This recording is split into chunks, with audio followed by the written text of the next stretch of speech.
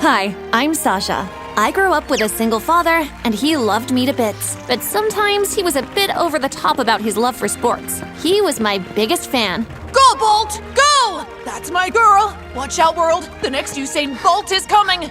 Dad was a figure skater during his teen years. My mom left us when I was 2 without any reason, and ever since, he was my everything. We were so close that despite his family's effort to make him remarry, he insisted he was fine and didn't need any female help to raise me. If her real mom can't take care of her, what woman can?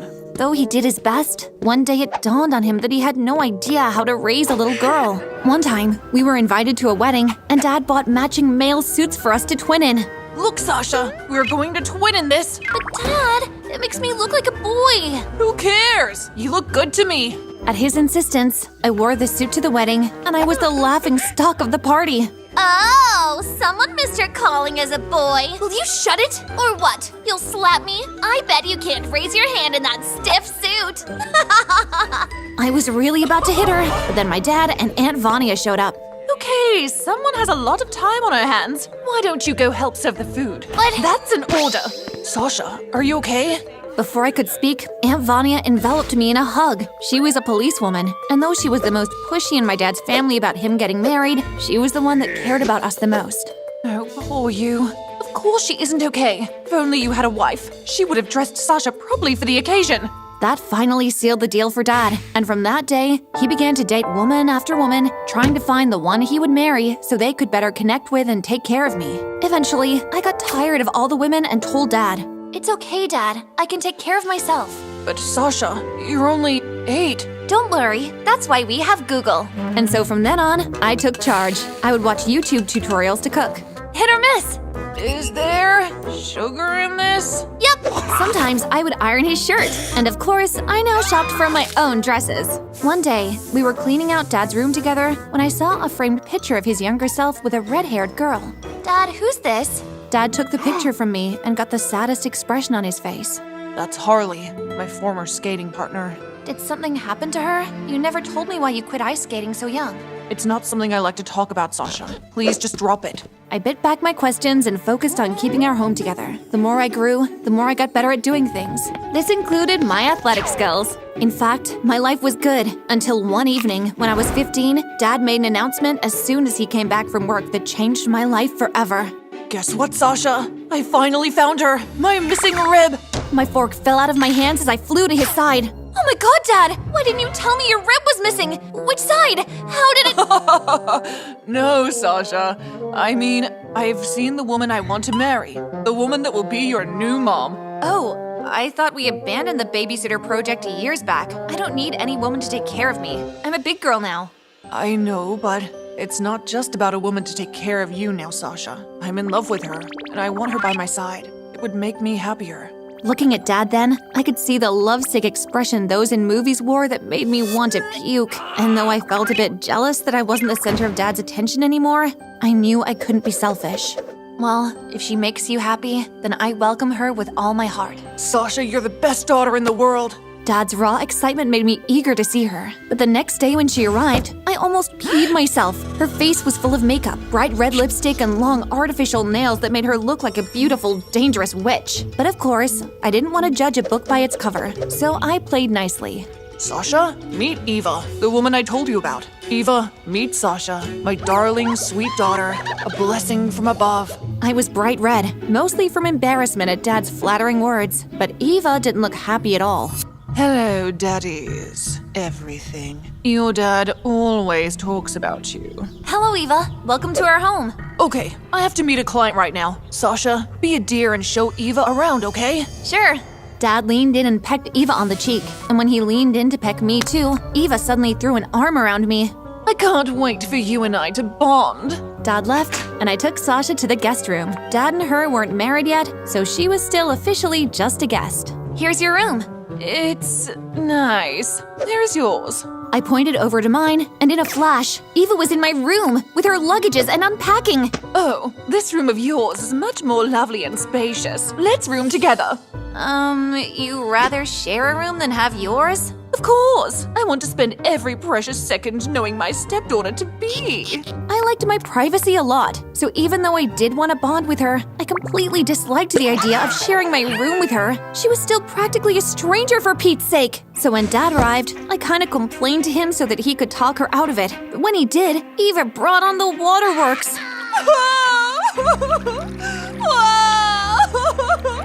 I was just trying to be a good stepmom. At the sight of her tears, Dad turned 180 degrees on me.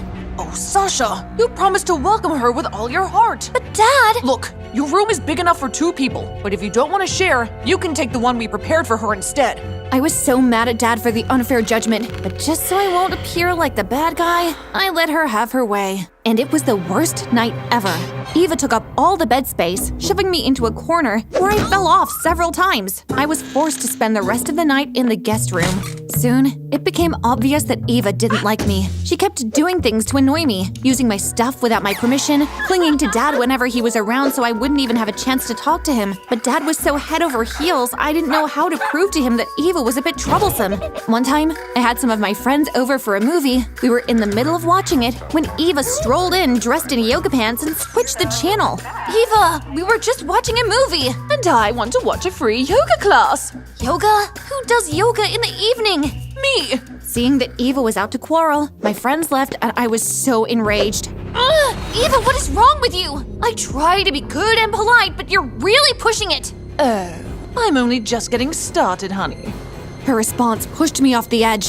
Thanks for the heads up. Now I just have to make sure you won't ever become Dad's wife. Good luck with that. That was how Operation Get Eva Out started. First, I had to get evidence to show Dad that Eva was far from the angel he thought he had found. So when she left for a stroll with Dad one weekend, I snuck into the room she snatched from me to find something that could implicate her. But instead, I found something that confused me. In one of her bags, I was shocked to see the same picture of Dad with a red-haired girl, but in print only. There were other pictures, and they all had my dad in them from that time up until now. There was even several pictures where I was present too. Oh my God, how does she have all these pictures? At the sound of Eva and Dad returning, I rushed out of the room before I could get caught. I couldn't tell what Eva's possession of all those pictures meant. Maybe she was a crazy fan of Dad? Perhaps a stalker? Neither sounded good. The next evening, I decided to show Dad the pictures and see if he could make sense of them. But before I could knock, Dad came out grinning like he won the lottery. Sasha, just who I wanted to see. Guess what? There's a national racing competition coming up, and your school just informed me that they would like you to represent them. Yeah! Best news ever! The winner is getting a scholarship through any university of her choice and a huge cash prize. I know you're going to break a leg. Break a leg indeed.